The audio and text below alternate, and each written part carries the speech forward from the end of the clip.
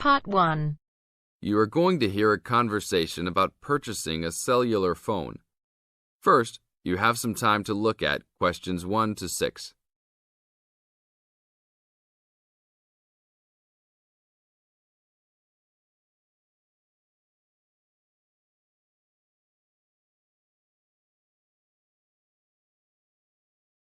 Now listen to the tape and answer questions 1 to 6. Excuse me, can you give me some information about purchasing a cellular phone? Of course, my pleasure. We carry all sorts of phones, from the most basic phones to very sophisticated web-enabled phones. I will do my best to help you find a phone that suits your needs. Thanks. I'm looking for 2 cellular phones, one for me and one for my son. I think I won't need anything too sophisticated, just your basic phone functions. But maybe my son will like something with more functions. Sure, well, let's take a look. So you have no preferences at all? What about the size or colour? How about the brand? Well, I don't really care what brand the cell phone is, but I guess I don't want anything that's too big or too small. I want a phone that can fit nicely in my hand and in my pocket. If it's too big, it might be too heavy, and if it's too small, I might lose it. Colour, I don't really care about either. Well, I don't want a pink phone. OK, so let's look for something suitable for a working person. How about this one? This one is the R55. It is black, not too big, not too small, all the usual functions. The best feature of the R55 is that it can be used worldwide, even in Europe or Asia. It looks good. How much does it cost? It is only $100. If you sign up for a calling plan, then we will give you a $50 discount on the phone. How old is this model, though? I don't want anything that's too old. This model was introduced into the market about 3 years ago, so it is a bit older, but be assured it will still work fine. Well, I think I still want something not as old. How about from last year? Any good phones from around that time? Yes, there are some. How about this one? It's the new model of the phone you just looked at, called the W55. Most of the features are the same. There are some new features on the W55 though. The battery will last up to 2 days longer, and the overall weight of the phone is lighter. How much is this one? This is selling for $150. If you purchase it along with a phone plan, then it will be only $100. OK, I think I'll take this one. Now, I need to pick up a phone for my son. I think he'll want something more trendy, so how about a new model for him? Nothing too extravagant or expensive, though. This right here is the newest offering from the leading company in the cellular phone business. The phone is called the Rocket. It is well suited for teenage users. Among the teen-friendly features are 10 songs to choose from, a free messaging system that allows friends to send text to each other, and voice recognition dialing. The thing most younger users like about the Rocket is that it has a screen that changes colours. All this for only $100 with a purchase of a 1-year phone plan. Sounds like something my son will like. Can I sign us both up at once? Yes, of course. Both of you can share one plan. You will pay only $50 a month for both of you to share a plan. That's it? Only $50 a month? Yes, that's all. Now look at questions 7 to 10.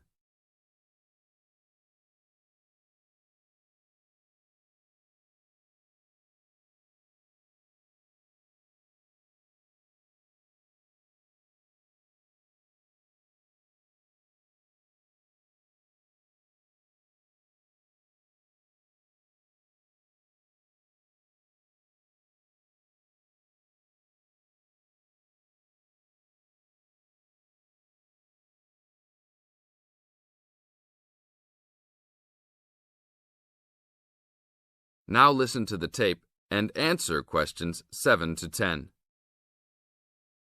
OK, I will need your information. Name and address, please. Richard Derek Jones. What's your profession? I'm an engineer. Address, please. 322 First Street, San Francisco, California. And phone number, please. 621-360-7601.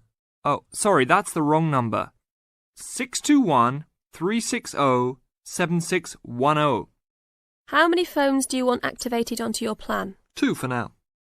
Thank you very much. Your phones will be ready in a minute. That is the end of part 1.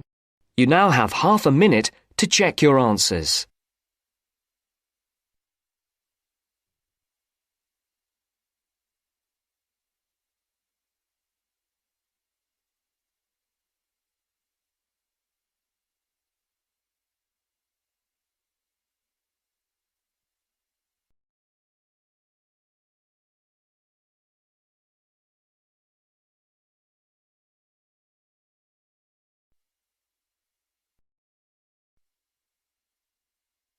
Now turns to part 2. Part 2. You will hear a salesman giving information to house owners about an alarm system. First, you have some time to look at questions 11 to 16.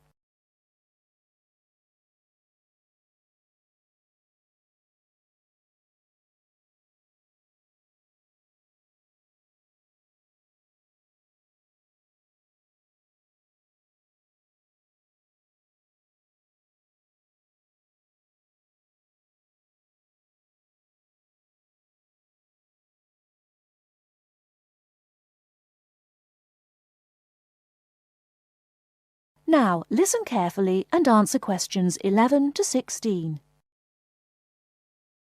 Thank you for inviting me to your residence meeting. My name is Martin Pugh from Safe Cell Alarms. I'm going to explain a little bit about home security, and I hope you'll all feel a bit better informed, and perhaps that you will even purchase one of the alarms we sell. It is all too easy these days for people to break into our homes. Did you know that 25% of all burglaries are committed by burglars breaking and entering via the back door? Even though it is locked, it is still relatively easy for someone to gain entry. And there are parts of our house that we think are not vulnerable because they look inaccessible. But they're not. So, if you're trying to protect your home, you should make sure the top floor is covered by that protection, not just the ground floor. We believe that the only way to secure your property is by having an alarm fitted. Just having the alarm on the outside can put burglars off, and we also recommend that you warn them about the alarm. To do this, we suggest you stick a sign in the front window of the house so it can be seen clearly. This alone should be enough to dissuade a burglar before they start. Now, our company has a range of alarms on offer, and I brought several along for you to see tonight. But let me just explain a few things about them. First of all of our alarms are highly visible. They're colored red, and on the underneath, there's a blue light, which you can see whether they are switched on or not. This acts as a deterrent to burglars who can see it as an active alarm system. Like most systems, our alarms are very sensitive, so you do need to look after them. You may be surprised to hear that a cat can often slink around unnoticed under the infrared beams, but a spider crawling across them will set them off. Also, our system is a little different from some. Most companies offer an option that connects their alarms to the police station. All our alarms have an automatic link to our company office.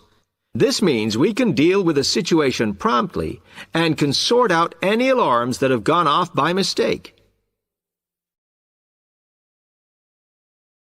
Before you hear the rest of the talk, you have some time to look at questions 17 to 20.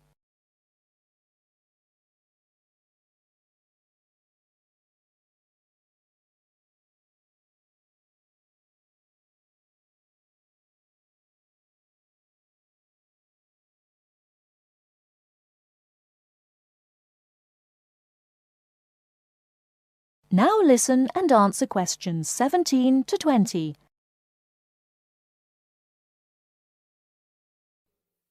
Okay, let me tell you about the installation of our alarms. Later on, I'll show you some house plans and diagrams of how the alarms operate, but you don't have to worry about them being intrusive, as we normally put them in hallways rather than individual rooms. The diagrams show you how the beams work to cover the whole house in this way. Oh, one small thing while I remember is don't leave your security code in your house. A lot of people keep it in the kitchen or their study, but we suggest you leave it with a neighbor so that if there is a break-in, the burglars can switch the system off. Now, regarding the practical aspects of installation, I know that many of you are out all day, and I'm afraid we don't install the alarms at weekends. But we do offer a service where we can fit the alarm system in the evenings for you. But we do charge a little bit extra for that. Finally, we do offer a range of systems, so I suggest you look at the leaflets on our prices. And please don't be put off from investing in a more sophisticated system to protect your home, as we do allow you to set up a monthly payment if it's too much in one go. Okay, now if you'd like to come forward.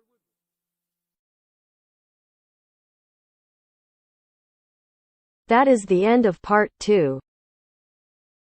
You now have half a minute to check your answers.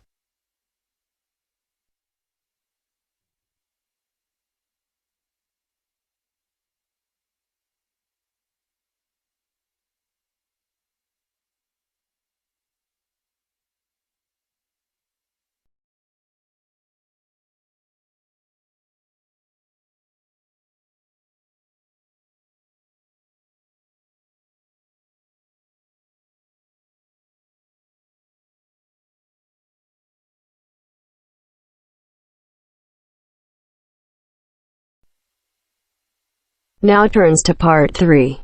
Part 3. You'll hear an introduction about canoeing. First, you have some time to look at questions 21 to 24.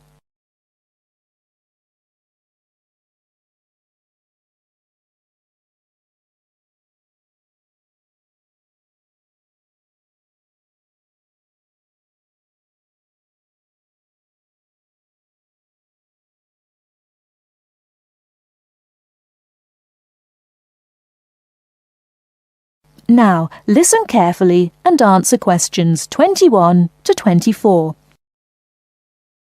Have you imagined paddling around on a river in a small boat? Canoes, which are narrow boats and usually hold 1 or 2 people at the most, are particularly well known for being unstable and turning over in the water. But more and more people enjoy this dangerous sport. Today, Cynthia Bocci, an adult education teacher and an addict of canoeing as well, will share her experience of canoeing with us. Cynthia, when did you begin this sport? Well, I started it 6 or 7 years ago, and soon I got attracted by the exercise. I have to admit that it brings me great fun. It's become part of my life. So, could you describe how you do it? At first, I think you need some like-minded friends. The friends who share the same interest with you. It's no fun at all if you canoe alone. Usually, we assemble in a parking shelter near the Island Lake Recreation Area. We pull our canoes from inside the vans, lift them from atop the cars and trucks, and attach wheels to help transport them to the shores of the lake beside the boat dock. What equipment do you need for the sport? Well, first and foremost, a canoe, of course. The price ranges from £300 to £700, depending on the material they're made from.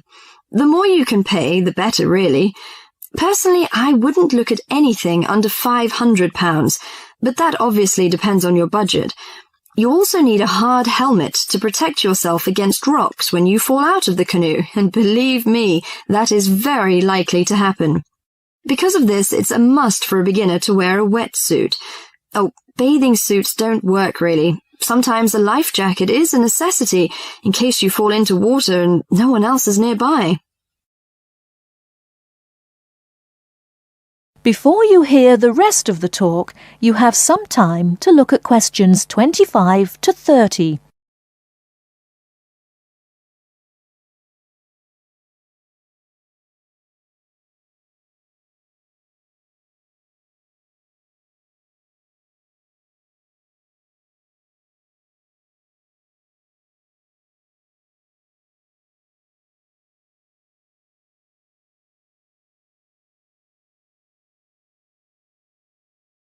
Now listen and answer questions 25 to 30. Think it's all worth it? Absolutely. I just love it. It's exciting, exhilarating, yet it's peaceful and it's calm. You can work as hard as you want to, or you can take it easy. In addition to having fun, canoeing offers a workout without realizing you're working out. Besides being a great exercise, which is good to heart and lungs, you gain strength and mobility. You build strength not only by paddling, but also from lifting and carrying your canoes. You can also exercise your mobility. Frankly, I never had upper body strength until I started canoeing. Now I can pick my canoe up and carry it on my shoulder with no problem. However, it's not just a workout of the upper body, but also a total body workout. If you're doing it correctly, it's a great calorie burner. And more important to me, paddling isn't strictly about exercise. It's as much about the peace and relaxation that comes from being out on the water. I saw it described on a brochure as liquid medicine for the soul, and that is so accurate. It allows you to take a mental break from your ordinary routine. It's a lot of fun and you meet a lot of great people. We connect on the waterways by responding to email invitations, posting on websites and club announcements. Also, it's a great way to get an up-close view of nature. You can sneak up on wildlife. I've been right next to ducks, deer and all kinds of birds. You just get a different view than you can get on land. I especially enjoy camping by canoe. It's like backpacking without having to carry a pack on your back. You can put everything you need in the hatches of the canoe. Have you experienced this kind of camping? Well, whatever you say about this sport, it's never dull. I think on one level it's a serious activity and you can become a real champion, but it's a small group who take it that far. But for most, it's a fantastic sport for anyone who likes adventure. That is the end of part 3. You now have half a minute to check your answers.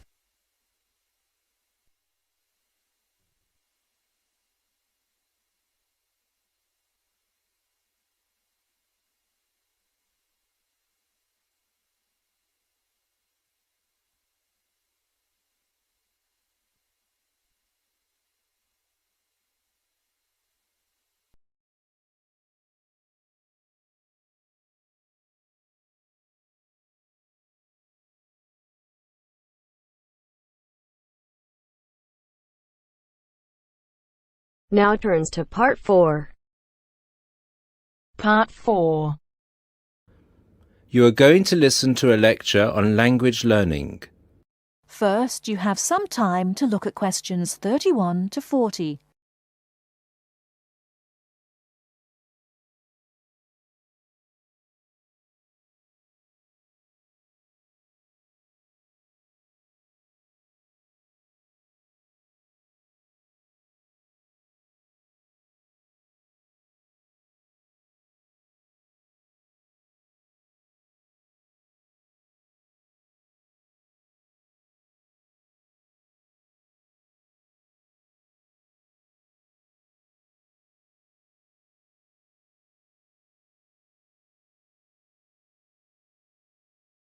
Now listen carefully and answer questions 31 to 40.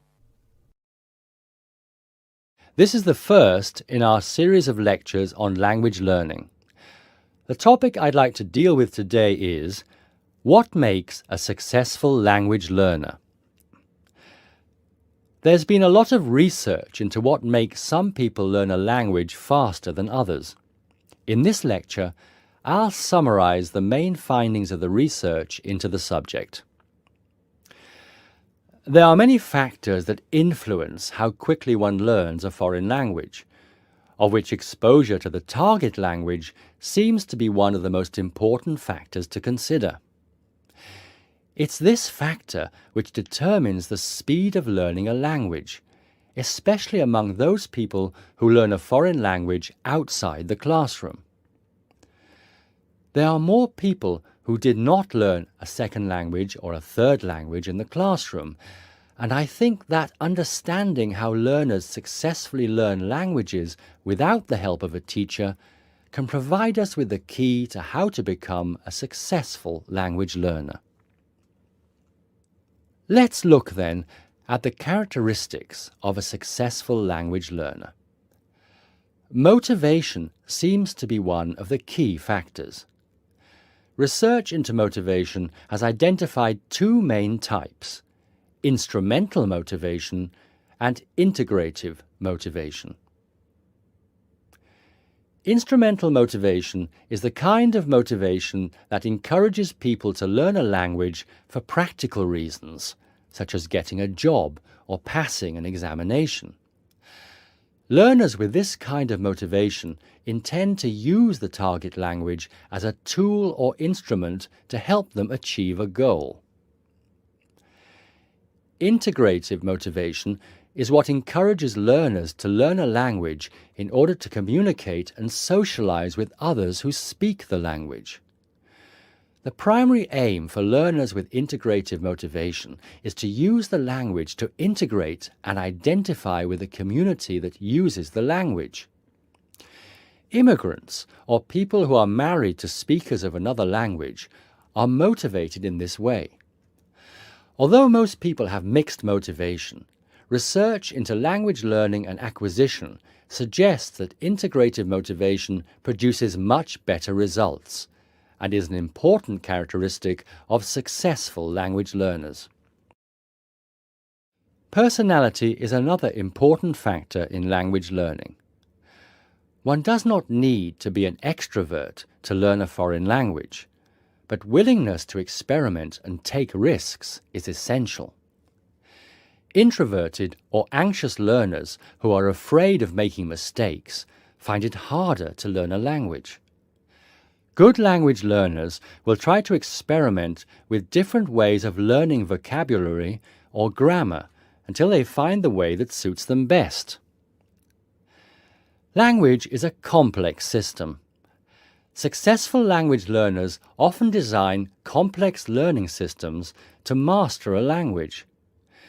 They think about how they learn and organize their learning accordingly.